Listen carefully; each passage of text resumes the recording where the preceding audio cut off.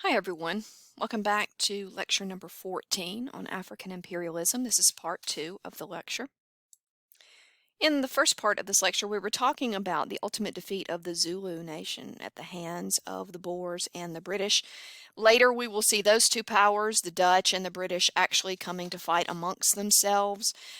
British colonists in South Africa were interested in extending their land possessions northwards. And so in a series of conflicts between British and Boer settlers that were known as the Boer Wars here at the turn of the 20th century, we're going to see that ultimately by 1884, when the Second Boer War ended, the British will now come to dominate South Africa. The Dutch settlers will still be allowed to live there, but they've now come under British control. Now, unlike in South Africa, where we actually have Europeans on the ground and settling in those regions, we do not see that in the Belgian Congo. Instead, this region of the Congo will come under Belgian domination near the end of the 19th century, and the Belgians will run it from afar. They will appoint people on the ground to basically enforce their will. Specifically, they will create a police force known as the Force Publique. And this will be a police force of locals with only white commanders, but the officers beneath them, the actual soldiers, will be mercenaries and soldiers from the region. These native soldiers are going to do the bidding of the Belgian government in their homeland.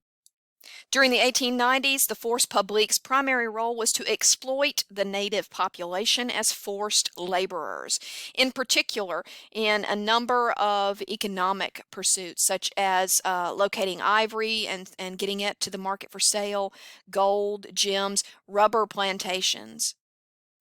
The King of Belgium, Leopold II, issued 3 decrees between 1891 and 1892 that essentially reduced the native population of the Congo to the status of serfs. They forced the natives to deliver all ivory and rubber harvested and found to state officers. The Belgians also ordered executions for anyone who resisted their orders. The Force Publique imposed their will on the native population through brute force. In search of ever higher profits, King Leopold's agents in the Congo often held the wives and children of rubber laborers hostage until they returned with their daily quotas. Those who refused to labor on behalf of the Belgian government, or those who failed to supply enough rubber, often had their villages burned down, their children murdered, or their hands cut off. From 1885 to 1908, it is estimated that the Congolese native population decreased by about 10 million people. Much of this due to murder, some of it due to starvation of people that were fleeing the Belgian rule, overwork, exploitation. Pressure in, of all places, Great Britain began to mount to stop the outrages taking place at the hands of the Belgian government in the Congo. In other words, we're seeing that reports coming out of this region are so bad, detailing just these depraved acts on the part of the Belgians towards the native peoples there, that this is becoming an international incident. King Leopold II his name was now, being sullied on the international stage. Even other oppressive regimes run by the British or the French, even they are saying, wow, this is really out of hand what's going on in the Belgian Congo. Yielding to international criticism, in 1908, the Belgian parliament effectively removed their own king, Leopold II, from power over the Congo Free State. He was still allowed political rule over Belgium, but he was taken out of the direct rule over the Belgian Congo.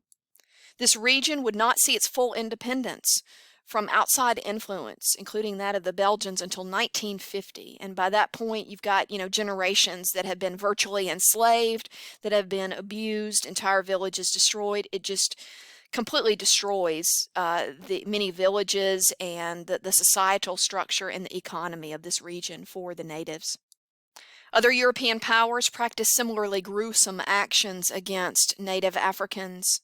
In 1898, British Lord Kitchener, for example, wiped out the army of the Khalifa who had succeeded the resistance movement in Sudan.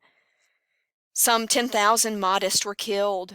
Superior British weapons were deployed against those on the battlefield, as one eyewitness said of the lopsided battle at Omdurman in 1898.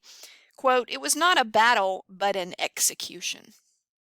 The Germans in southwest Africa, what is now modern-day Namibia, also practiced outrages against the native Herero and Nama peoples there. Between 1904 and 1907, when the Herero people rebelled against the German rule, they said, "We don't want you here, leave us alone." The general said, quote, "I believe that the nation as such should be annihilated." That was his view of trying to deal with these troublesome people that wanted their independence. German troops waged war against the Herero and were successful at the Battle of Waterberg, and they drove the survivors into the deserts outside of their settlements, where many of them died of dehydration and starvation. In October of 1904, the Nama people also rebelled against German rule, only to suffer a similar fate. What we are going to see is, of the population that remained, thousands of Herero and Nama people were imprisoned in concentration camps, where the majority of them died of disease, abuse, and exhaustion. Finally, by July of 2016, more than a century after these outrages took place in the southern part of Africa, the German government issued a formal apology, admitting that their actions in Namibia constituted genocide.